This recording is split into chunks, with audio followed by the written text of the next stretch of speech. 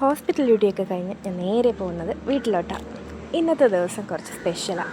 കാര്യം ഇന്നെൻ്റെ ചേട്ടൻ്റെ ബർത്ത്ഡേ ആണ്. പക്ഷെ ബർത്ത്ഡേ ആണെങ്കിലും ചേട്ടൻ ഇപ്പോൾ സ്ഥലത്തില്ല. രാത്രി 12 മണി കഴിഞ്ഞ് ചേട്ടൻ വീട്ടിൽ വരാൻ. അപ്പോൾ ഞാൻ കരുതി അപ്പോഴും തന്നെ സർപ്രൈസായിട്ട് ഒരു കേക്കും ഒരു ഗിഫ്റ്റും കൊടുക്കാമെന്ന്. ചേട്ടന് ഒരു എക്സാം ഉണ്ടായിരുന്നു എറണാകുളത്ത്. സോ ചേട്ടൻ വന്നപ്പോൾ ലേറ്റായി.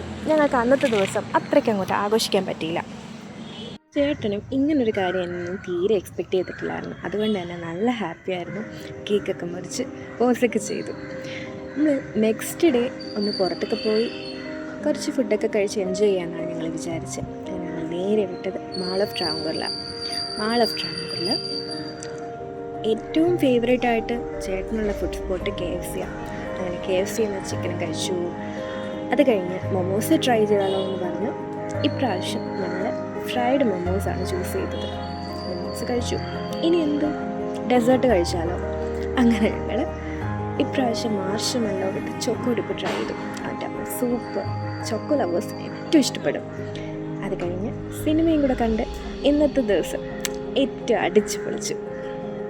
Thank you for watching.